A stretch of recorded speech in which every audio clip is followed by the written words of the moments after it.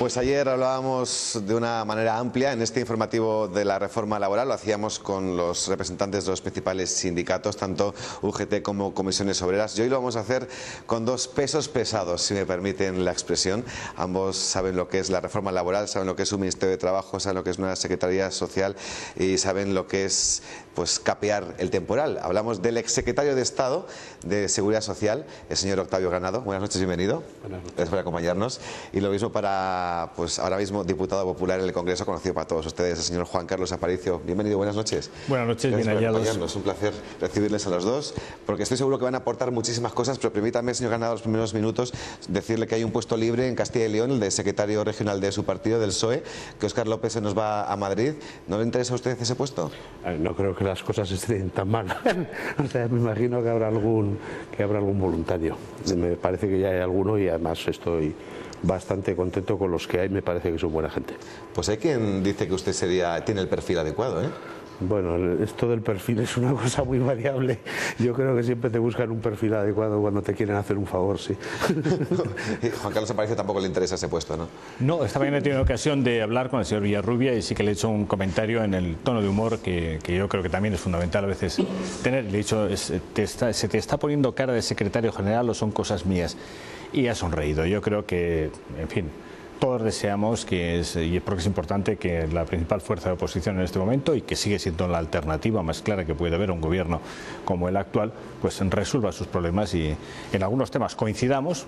Se acaba de ver esta misma mañana cuando hablábamos de la reforma del sistema financiero, y en otros discrepemos, pero lo sepamos hacer sin perder por el rabillo del ojo el interés general. Pues lo que sí que tiene mucho interés es todo lo relacionado con la reforma laboral, el objeto real por el que hemos convocado tanto al señor Aparicio como al señor Granado. Se está hablando mucho de ella. ¿En términos correctos, señor Granado? Bueno, yo creo que las reformas legales en España siempre parecen más intensas de lo que son en la práctica. Nos sucede sobre todo con las reformas que hacen referencia al mercado de trabajo y a la seguridad social, pero es verdad que esta es una reforma muy agresiva, y utilizo una expresión del ministro de Economía, porque es una reforma que cambia mucho las reglas del despido en España, lo hace mucho más fácil y lo hace mucho más barato. Entonces, ¿podemos decir que gana uno y pierde otro? Yo soy consciente de que para los cambios que se han introducido pueden verse desde dos referencias. Si la única referencia que se toma es cómo era el mercado laboral en España, cuál era el sistema de relaciones laborales en España hasta hace unos pocos meses, pues indudablemente supone cambios radicales, cambios profundos, cambios necesarios. Si la referencia que uno toma es cómo son los mercados laborales, cómo son las relaciones laborales en esos países que están resistiendo bastante mejor que nosotros la crisis, esos países que además son los que están liderando realmente Europa, vemos que lo que se trata es de aproximarnos, y bien que se consigue, y entiendo que sí que se consigue, a esos sistemas que permiten que naturalmente cuando la economía va bien se genere mucho y buen empleo, pero sobre todo que cuando la economía va mal no se produzca tanta destrucción y unos ajustes tan duros y tan traumáticos como los que ha vivido España. Es obvio que cuando nos ha ido bien, España ha generado empleo en abundancia, pero también es bastante obvio que cuando nos ha ido mal, nos ha ido bastante peor, por no decir muchísimo peor, que a esos países que tienen otros sistemas de relaciones laborales al que queremos aproximarnos. Pero el presidente Rajoy ya ha dicho públicamente que no va a crear, por lo menos a corto plazo, empleo esta reforma. Los ciclos económicos de las reformas laborales son siempre a corto plazo muy intensos en el despido. Es decir, lo primero que se nota de una reforma laboral siempre, esa es la experiencia histórica, es que en los meses siguientes va a haber gente que va a encontrar en la nueva normativa motivos para despedir con menores costes o con menores problemas a algunos trabajadores, sobre todo en una situación de crisis económica. Pero a mí me gustaría retomar la intervención de Juan Carlos, con la que coincido bastante, en el sentido del modelo europeo de reformas laborales, porque el modelo europeo de reformas laborales es el modelo de la flexiseguridad, que es flexibilidad en los mercados y seguridad para las personas. Y claro, esta es una reforma que flexibiliza enormemente el mercado de trabajo español. El problema es que no hay ni una sola medida para garantizar la seguridad de las personas. Y en ese sentido, yo lo que me temo es que los trabajadores españoles van a reaccionar ante esta reforma con mucha precaución, si no con miedo. ¿Algo que decir a esta declaración? Que realmente, claro, una reforma laboral también las personas, y sobre todo en esta, pues más inseguridad que seguridad es lo que genera, ¿no? Yo la primera afirmación creo que tiene que ser clara. Una reforma por sí misma no genera empleo. Una reforma puede permitir que se transforme la materia prima imprescindible, que es el crecimiento económico, de la mejor manera posible a empleo. Esa es digamos, la bondad de un sistema, radica en que cuando se genera empleo económico se aproveche ese rendimiento económico al máximo para generar el máximo empleo posible. Y que cuando, como decía antes, se produce decrecimiento, se produce retroceso económico, sea lo menos dañina posible. Decía que hay conceptos que solamente existían, o prácticamente solamente existían en España. La existencia de autorizaciones o controles políticos, si se quiere, previos a lo que serían las medidas de adaptación de una empresa. Y hablo de empresa, porque la empresa es el lugar donde concurren trabajadores y empresarios, no en ese lenguaje de confrontación que tanto escucho de empresarios contra trabajadores. Yo además no veo que eso se corresponda con la realidad de tantas y tantas empresas en las que hay un ánimo de colaboración, de superación, de salir adelante. Insisto, muchos de estos elementos están dando la flexibilidad que actualmente no existe. La seguridad va a existir siempre, porque además no se elimina. Sería imposible en un Estado de Derecho eliminar, y sería una barbaridad, las garantías jurídicas. Al final va a haber unos jueces que van a decir si las cosas se han hecho de manera razonable o no. Lo que se evita en muchos casos es que haya que presentar el certificado de defunción de una empresa para que se puedan realizar las adaptaciones necesarias en sus sistemas de relaciones laborales. Y yo soy de los que cree además que eso es lo que ha permitido a otros países salir adelante. El poder adaptarse en un ámbito lógico y necesario, con conocimiento y con aportaciones de empresarios y de trabajadores. No desde un clima de confrontación, sino desde un clima de colaboración. Y alguien pondrá el foco, como pasa en un estudio de televisión, en únicamente los aspectos de despido, pero lo que se ha buscado sobre todo es facilitar la contratación, darle ánimo a ese pequeño o mediano empresario, a ese autónomo, que es su propio patrono y su propio trabajador, para que, digamos, se anime a contratar a otras personas. Y habrá gente que solo quiera hablar del tema de despidos o de ajustes. Yo prefiero poner el foco y la atención en las muchas medidas de apoyo y de ayuda a la contratación y a la promoción de personas que están en el paro. Y de las opiniones que hay sobre esta reforma laboral, que algunos dicen que ha querido contentar más a los líderes europeos que la realidad del mercado español. Bueno, es evidente que la reforma se ha presentado a los operadores internacionales, yo creo que a la vez que a los nacionales. Incluso el ministro de Economía la presentó antes incluso de que fuera votada por el Consejo de Ministros, no fuera acordada por el Consejo de Ministros. Lo que pasa es que aquí lo que decía Juan Carlos Aparicio hay una cierta contradicción, porque ya sabemos que este año no va a haber crecimiento económico. Entonces, si las reformas laborales convierten el crecimiento económico en empleo, este año, como no va a haber crecimiento económico, no va a haber creación de empleo. Entonces, ¿para qué hacemos una reforma laboral? Bueno, hacemos una reforma laboral porque, teóricamente, si el mercado de trabajo es más flexible, le damos a la gente más confianza. Lo que sucede es que estamos en una sociedad muy desarrollada, y en una sociedad muy desarrollada los agentes económicos no son solo los empresarios, son también todas las personas que intervienen comprando. Porque somos una sociedad de servicios, porque la mayor parte de la gente ya no trabaja en la industria o en la agricultura, trabaja en los sectores de servicios, en España especialmente, con el turismo, etcétera. Entonces, claro, si conseguimos que los decenas de miles, centenares de miles, millones de trabajadores españoles que puedan ver sus puestos de trabajo en peligro porque es más fácil despedirles, y puedan ver sus puestos de trabajo en peligro porque es más barato despedirles, porque han disminuido las indemnizaciones, pues evidentemente esta gente lo que va a hacer va a ser provisionar esos despidos. Lo que le pide el gobierno que haga a las entidades financieras, provisionar el mayor riesgo, van a disminuir el consumo, y precisamente acabamos de conocer que es la disminución del consumo lo que está causando menor actividad económica en España. Y facilitar la contratación. A ver, yo sí que creo que las bonificaciones son buenas. A mí me parece que las bonificaciones, todas las ayudas económicas para facilitar la contratación son buenas. Pero es que llevamos 30 años aplicando bonificaciones. O sea, las primeras bonificaciones se aprobaron en los pactos de la Moncloa, de la que yo tengo memoria. Probablemente incluso antes hubo gobiernos que las aplicaron. Y ya sabemos que las bonificaciones, que las ayudas económicas, pues bueno, pueden adelantar un contrato que se tenga pensado hacer, pueden ayudar a que un contrato se contrate a alguien en vez de a otra persona, pero las bonificaciones, esas sí que no crean empleo. Han creado empleo en sectores muy concretos, la discapacidad, por ejemplo, son fundamentales.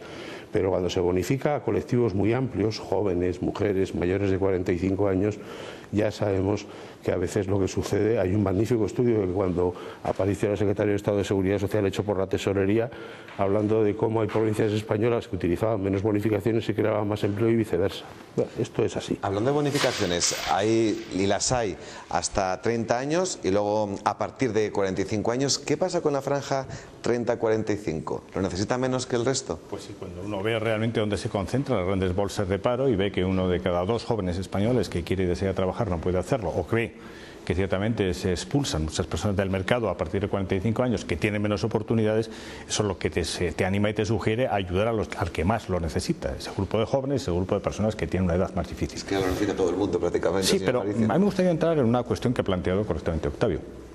España en este momento tiene bastantes problemas y, por seguir un orden, tiene un problema importantísimo de financiación externa.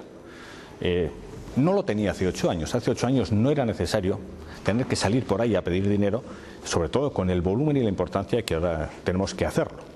Pero claro, nos lo prestarán en la medida que seamos capaces de inspirar confianza.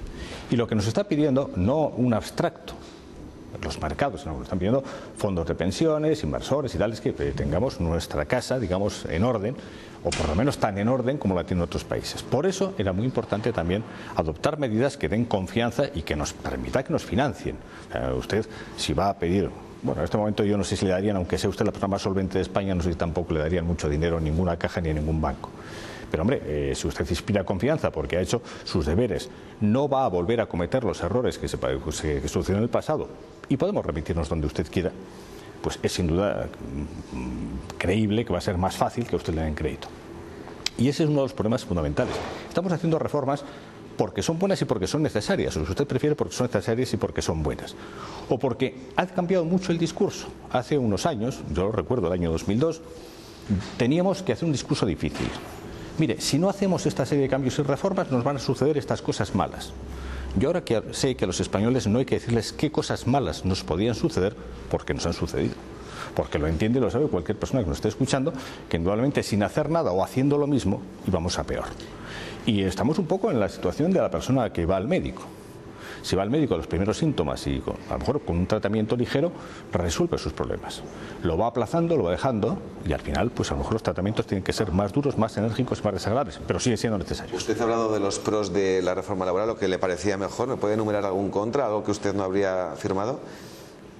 Alguna medida es dura. Por ejemplo, pues pedir un esfuerzo también a quienes en estos últimos años se creían, y con razón, capaces de dirigir buena parte de la política social y económica de España. O sea, yo sé que tanto los empresarios como los sindicatos van a tener que renunciar a una parte del poder que representa fijar las condiciones de trabajo, de salario, de conciliación de la vida familiar, de muchos órdenes, para muchos millones españoles. ¿Y qué es lo que también me hubiese gustado, a lo mejor? Pues en fin, que lo que tantas veces dije, que las reformas sean graduales, que subamos o bajemos por una rampa, no por una escalera. Y a lo mejor la sensación que tienen muchos españoles es que estamos realmente más por una escalera que por una rampa. Pues la misma pregunta para el señor Ganado, pero al revés, él ha hablado de los contras, los pros en su caso, esos aspectos que realmente le parecen importantes y beneficiosos para nuestra sociedad. Bueno, yo creo que hay alguna medida que se ha pactado con el sector de la discapacidad que está bien, ha sido sugerida por el sector y se ha aprobado, y en este sentido contará con nuestro apoyo. A ver, yo voy a comprar buena parte de los argumentos de Aparicio. Yo no voy a hacer lo que ha estado haciendo el Partido Popular cuando gobernaba el Partido Socialista, que es cuando el Partido Socialista hacía reformas, es decir, que las reformas eran un horror, si había un plan para las entidades financieras que se daba dinero a los bancos, si había una reforma laboral que era un atentado contra los trabajadores. Recordemos a la señora Cospedal diciendo que el PP era el partido de los trabajadores. Ahora será un poco menos, me imagino, después de esta reforma. O sea, yo creo que las reformas son imprescindibles. Y dicho esto, las reformas laborales en Europa se hacen pactándolas con los sindicatos y con los empresarios y añadiendo seguridad a las personas, porque no es incompatible que las personas estén más seguras con que el mercado sea más flexible. Y si hemos llegado a la conclusión de que para que el mercado sea más flexible las personas tienen que ver cómo sus salarios pueden bajar sin poder oponerse a ello, tienen que ver cómo son despedidos sin indemnización ninguna o recortando sus indemnizaciones, esto nos va a estallar de vuelta. Y cuando haya menos actividad económica, porque haya menos consumo y porque la gente esté aterrorizada, porque hay gente que ya está asustada con esta reforma, la gente que está negociando ERES y que se ha encontrado al día siguiente de que se publicara en el BOE, como les pasó a los trabajadores del liceo, oiga, que ya no hay nada de lo que se ha hablado porque la reforma laboral nos permite aprobar el ERE sin necesidad de pactarlo con ustedes, pues entonces resulta que los mismos que aplauden esta reforma nos pedirán dentro de 6 meses otra reforma. Los organismos internacionales que han aplaudido esta reforma, han aplaudido todas y cada una de las reformas que hizo el PSOE, todas. Y al cabo de 3 meses, como no funcionaba, le han dicho más, otra vuelta de tuerca. Y el problema es dónde vamos a llegar con las vueltas de tuerca, porque al final acabamos estrangulando a la gallina de los huevos de oro, que en una economía democrática son los ciudadanos. Señor París, ¿algo que comentar a este respecto? Sí. Yo creo que ningún partido tiene ni el monopolio de la razón, ni es el partido de los trabajadores, ni deja de serlo. Y también sería muy preocupante que solo fuese el partido de los trabajadores, que no fuese el partido de los trabajadores de los que están en paro y del conjunto de la sociedad. Yo creo que un partido tiene que ser alguien que esté muy atento a quien tiene empleo, que puede tener razones en este motivo para estar inquieto, pero me parecía muy mal que un partido no tenga en cuenta que hay 5 millones largos, 5.300.000 españoles, que tienen la máxima precariedad, están en el desempleo, no tienen derechos laborales. Y que lógicamente lo que están pidiendo es que haya un reequilibrio. No se trata de que cada vez haya menos gente en mejores condiciones y cada vez más gente en peores condiciones. Hay más de 1,5 millones de hogares que tampoco reciben ingresos por razones de trabajo. Yo creo que una reforma adecuada es la que contempla y trata de equilibrar los intereses de quienes tienen un trabajo, en muchos casos de perfil estable, porque son empleos públicos, porque son empleos sobre sectores productivos importantes que afortunadamente están resistiendo mejor la crisis. En Burgos nuestras tasas de paro más favorables, malas, mucho más favorables que otras provincias o que otras regiones, no son fruto de la casualidad, son consecuencia de que aquí ha habido varios elementos, empresarios decididos a apostar por una internacionalización de sus productos, diálogo social, entendimiento, sentido de la responsabilidad entre empresarios y trabajadores, y eso no es fruto de la casualidad. Que España tiene áreas de servicios muy importantes que pueden compensar o recompensar de alguna manera la debilidad del sector de la construcción o de otros sectores, pues yo creo que es evidente. Seguimos siendo una magnífica potencia turística y deberíamos aprovechar que hay países también tradicionalmente turísticos que han perdido un potencial de mercado enorme. Posibilidades tenemos, pero esto hay que verlo desde las dos perspectivas.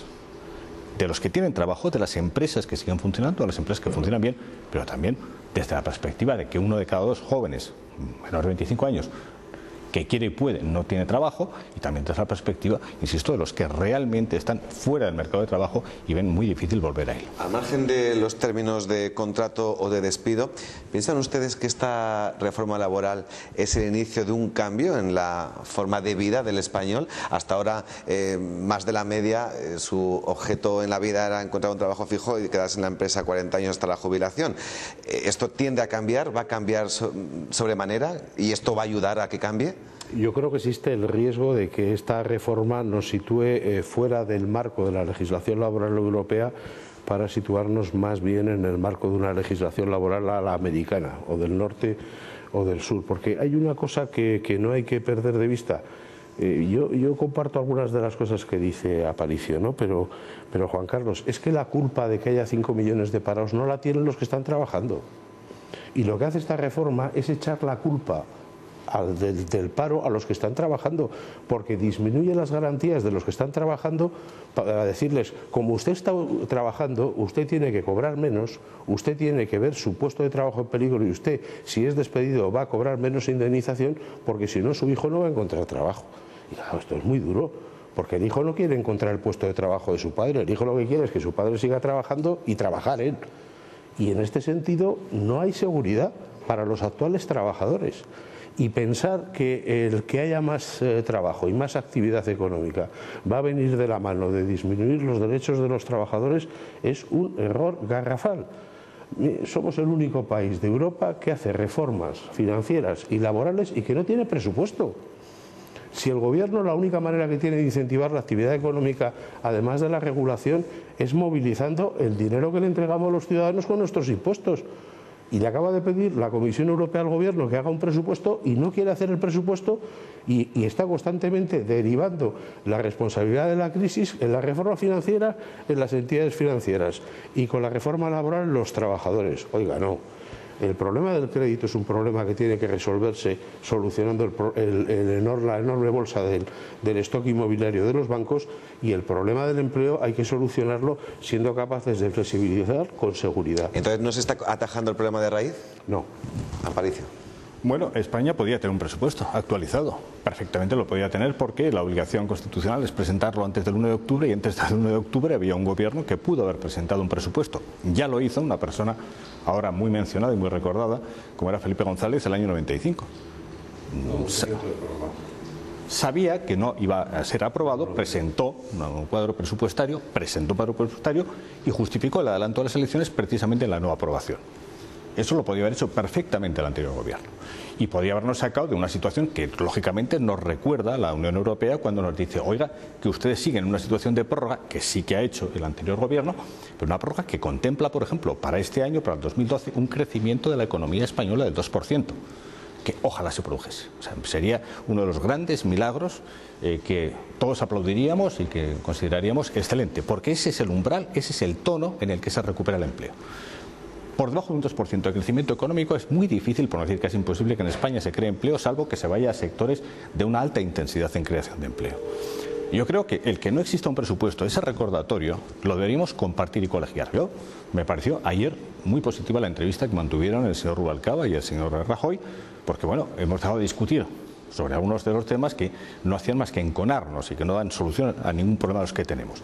Parece que sí que el déficit en el que estamos, las cuentas del año 2011 van a cerrar por encima de lo que se decía hasta hace muy pocos días, no va a ser el 6, va a ser el 8%, y cuidado que cada décima son 1.000 millones de euros. Multiplíquelo por 166 y verán en pesetas qué barbaridad le sale. ¿Y a cuánto toca por español? Que sigue siendo aterrador. Lo iba a hacer un poco más tarde, pero ya ha sacado usted el tema, hablando del déficit que en teoría les dejó a los populares el gobierno de Zapatero. ¿Ha sido la excusa perfecta para que Mariano Rajoy metiera la tijera? Si sin la excusa del déficit lo habría hecho igual, piensa que... Donde usted dice excusa, yo diré es el argumento, es una razón. Bueno, o sea, sí, no es lo mismo. en este caso. Una excusa es normalmente un argumento desviado que no justifica lo que se está haciendo.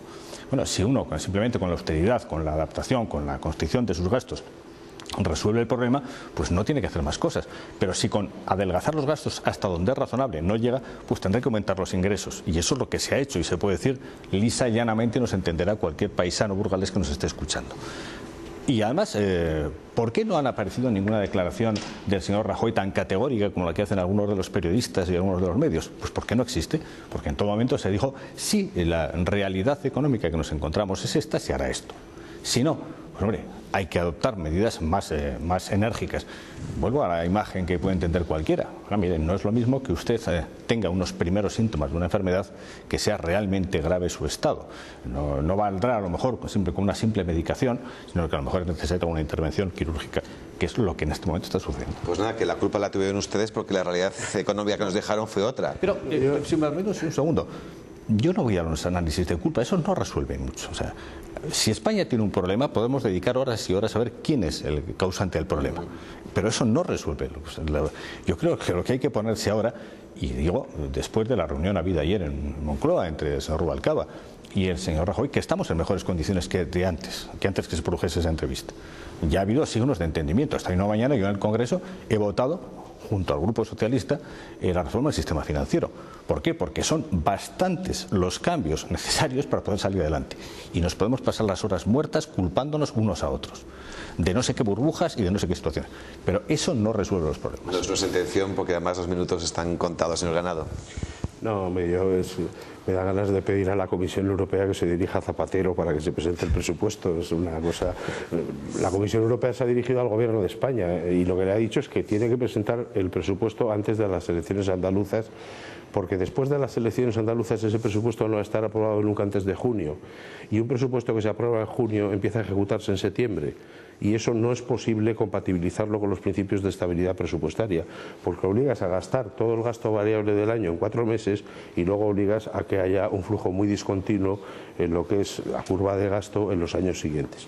Pero bueno, esto da igual, en efecto, como bien dice Aparicio, esto da igual. Lo que no da igual es que se vuelva a decir, o se diga ahora, mejor dicho, que el empleo en España depende de que haya un 2% de crecimiento de la economía, porque ustedes han estado 8 años diciendo que el empleo en España dependía de que el presidente de gobierno no fuera Zapatero. Ya no es Zapatero el presidente, ya no tiene la culpa de que no haya presupuesto, y al señor Rajoy, que desde luego lo que está es mucho más callado que antes, es el responsable de que las cosas vayan bien. Vamos a asumir no la culpa, la responsabilidad. Y por cierto, para los empleados públicos también hay una malísima noticia en esta reforma laboral, que se pueden aprobar ERES para los contratados públicos, es decir, que todos los empleados públicos que no sean estrictamente funcionarios del Ayuntamiento de Burgos, por poner un ejemplo, pues ya saben que mañana, si el Ayuntamiento de Burgos no saca los 56 millones de euros que tiene que sacar, que también debe ser culpa de Zapatero, naturalmente, pues pueden encontrarse con un ERE y pueden encontrarse despedidos. Esta es una de las novedades de esta, lo que sorprende, la reforma laboral, señora Aparicio, no sé si a usted le habrá sorprendido. ¿Esto es una muestra que sobran funcionarios en España, en este caso personal laboral? Yo creo que no, pero también parece bastante evidente que ha habido muchas administraciones que han generado entes para hacer labores y trabajos que podrían estar haciendo perfectamente la iniciativa privada, fórmulas mixtas, y que algunas de esas entidades son de muy difícil justificación. Cuando vemos algunos ejemplos, vemos que es muy difícil justificación. Pero si descendemos al nivel de lo que sucede en Burgos, bueno, también quiero decirlo. Hombre, si remamos todos, y si nos sacrificamos todos. Los trabajadores que están en el sector privado, los que están en el público y los que están en esas zonas nebulosas como las que citaba Octavio Granados. Si nos sacrificamos todos. Que el reparto sea equitativo, que sea justo, pero todos arrimamos el hombro. Y a lo mejor tienen que arrimar más el hombro aquellos que tienen de salida una mejor condición. Dicho eso, hombre, yo también veo un ejemplo burgalés. Yo voy a citar un ejemplo emblemático, no voy a decir un establecimiento estupendo, de los que nos sentimos muy orgullosos en hostelería. 2 unidades de negocio. Una básicamente para alojamiento y otra básicamente para restaurante. Llega la crisis, eso se descompensa y una de ellas no tiene problemas porque sigue manteniendo una actividad alta y fuerte. La otra unidad de negocio se resiente y empieza a tener auténticamente pérdidas. La empresa plantea que bueno, puede haber una cierta compensación de que las personas que no tienen trabajo en la parte de alojamiento pues ayuden, se acomoden, se adapten a lo que es la actividad en la que sí que tiene actividad y demanda, como es la de restauración. Bueno, pues eso con la legislación que teníamos no era posible y sobre todo se encontraron con un veto firme y cerrado de los representantes de los trabajadores. ¿Cuál ha sido el resultado final? Pues despidos. Y eso es lo que un poco se trata de evitar. Aquí se trata de decir, bueno, que el despido, que el cese, que la extinción sea la última fórmula y no, como viene sucediendo en muchos casos casi, la carta de presentación, decir, bueno, como ha caído un 15% del negocio, lo que tiene que hacer es el 15% de la plantilla salir fuera de aquí. Hombre, yo sigo creyendo que es preferible un esfuerzo colectivo, porque además, insisto, yo no presumo siempre buenos a unos y siempre malos a los otros. Quizás por mi propia experiencia laboral en ese ámbito. Creo este ejemplo que ha puesto el señor Aparicio es la explicación de la parte buena de la flexibilidad que aporta esta reforma laboral. La flexibilidad es imprescindible, sí, eso yo... hombre, lo que pasa es que la flexibilidad no es que te puedan despedir con 20 años por día en una empresa por no querer ir a Ceuta. Porque claro, el territorio nacional, mañana te dicen, vaya usted a Ceuta o a Melilla, y dice, no, es que no tengo ni trabajo y tal, me gusta pagar 1000 euros, no puedo con esto ni pagar un alquiler, no tengo dónde vivir y tal, nada, pues despedido, ¿no? Porque esto se puede hacer ahora. O la flexibilidad no es que se pueda renunciar a la negociación colectiva pactando un salario que mañana te pueden cambiar sin intervención de ningún poder tutelar y que tengas que recurrir a la jurisdicción social para reponer tus derechos. Yo creo que el punto de equilibrio de la flexibilidad es el acuerdo y además los empresarios y los trabajadores se suelen poner de acuerdo y cuando no se ponen de acuerdo hay que buscar fórmulas flexibles y yo en eso he estado de acuerdo siempre, baja la redundancia. Y no voy a dejar de estarlo ahora que además puedo hablar con algo más de libertad, porque evidentemente no solamente yo solamente ahora un militante socialista. Pero la flexibilidad no se obtiene por decreto. ¿Cuántos años llevamos en mala situación económica, en esa situación de crisis? ¿Recuerdan? ¿5, 4? 2 años y medio, casi 4. Sí, se están haciendo eternos porque simplemente el tiempo feliz es un tiempo que pasa muy rápido y el tiempo duro pasa muy lentamente y muy dolorosamente. En estos 4 años, ¿alguien piensan ustedes que se ha tomado en serio el decir a los españoles, España va a tirar por este camino a nivel empresarial, va a vender esto para hacerse fuerte, va a especializarse en eso para poder crear empleo? Estamos hablando de muchos otros conceptos, pero no sabemos por dónde va a ir España a nivel de mercado, ¿no? Nuestros puntos fuertes de antes no lo son ahora y tenemos que sustituirlos por otros. Solo así se crea empleo. Yo no creo en los cambios radicales y artificiales. Yo creo que España tiene unas bases muy sólidas Hablo desde una provincia que tiene una base muy sólida en ciertas tecnologías asociadas a la industria del automóvil, que siguen manteniendo demanda, que están en primera línea de creación, de innovación, de vanguardia. Bueno, pues son sectores a cuidar, a mimar. España se ha visto beneficiada también de una capacidad de un país de servicios con un potencial turístico que va más allá estrictamente de la playa y de lo muy barato, que también puede ser muy potente. Bueno, pues vamos a seguir cuidando. Y naturalmente tenemos que cuidarlo, pero no solamente verbalmente. Y cito un ejemplo, por ejemplo, toda la industria que está trabajando en nuestra provincia necesita una energía, en fin, no solamente limpia y bonita de palabras, sino también a un precio razonable, porque a mí soy el primero, si me pregunta usted si como técnico, como químico, prefiero la energía eólica, la energía nuclear, le diré que naturalmente que la prefiero. Pero me gustaría que esa transición no sea a costa de encarecer enormemente los costes de ese tipo de trabajos, porque es que al final esta empresa nuestra tiene que competir con otras empresas que están utilizando con más tranquilidad que nosotros el mismo tipo de energía. Sirva el ejemplo de que Alemania, tras un bonito discurso antinuclear, cuando ha llegado una ola de frío siberiano, ha encendido de nuevo otras 3 centrales nucleares. Yo creo que eso es un poco sentido común. Bueno, yo creo que el cambio de modelo que se dice, bien, vamos a cambiar, vamos a evolucionar, vamos a tener visión de largo plazo, vamos a fijar la mirada más allá del día a día, pero sobre todo, cuidemos y mimemos aquellos sectores en los que somos competitivos y podemos seguirlo siendo. Señor Granado. Yo creo que el cambio de modelo productivo es que en este país tenemos que apostar por tener empleos cualificados. Porque es verdad, Burgos es una provincia y una ciudad envidiable. Tenemos una industria diversificada, tenemos menos tasa de paro que en el resto de España. Hombre, entre otras cosas porque nuestros hijos se van a trabajar a Madrid, ¿no? Antes iban a trabajar a Madrid, a Bilbao y a Barcelona. Mis 2 hijos están en Madrid.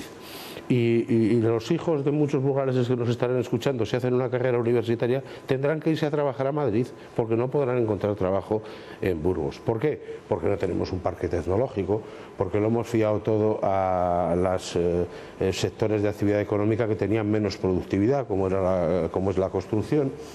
Y para hacer eso, ¿qué necesitamos? Necesitamos deteriorar las condiciones de trabajo de nuestros hijos o de la gente que ahora tiene menos de 35 años y está trabajando. Vamos a ver, el mercado de trabajo español es muy poco flexible, pero es muy poco flexible para los mayores de 40 a 45 años, para la gente que tiene un contrato indefinido.